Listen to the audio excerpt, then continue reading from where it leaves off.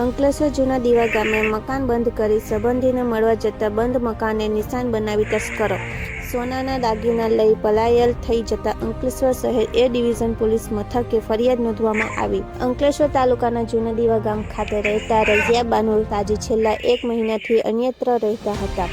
ઘરમાં તેમની સાસુમાં રહેતા હોય અને તેઓ પણ ગત રોજ કોસંબડી ખાતે સંબંધીને ત્યાં મળવા ગયા હતા। આ તકનો લાભ ઉઠાવી રાત્રિના તસ્કરોએ તેમના બંધ મકાને નિશાન બનાવ્યું હતું।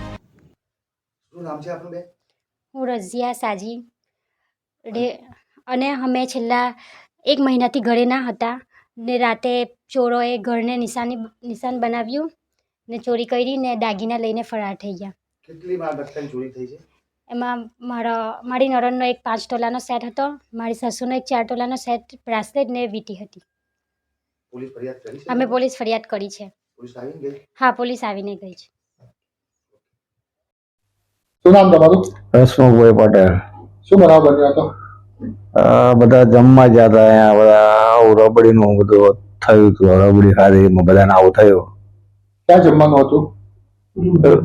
પરમભૂમિ પાર્ટી પ્લોટમાં એટલે શું પ્રસંગ શું હતો? રિસેપ્શન હતું। એટલે તમને શું થયું છે? ઝાડા ઉલટી। ના, આ બાબત તમે આગળ કોઈને ફરિયાદ કે કોઈને જાણ કરી છે? કોઈને કરી નથી, પણ આ બધા કોઈ આવતું નથી અહીંયા ઘર કોઈ। તમે જેના પ્રસંગમાં ગયા હતા એમના ફોન કર્યો એ લોકોને? હા, એ બધાને કર્યો ને।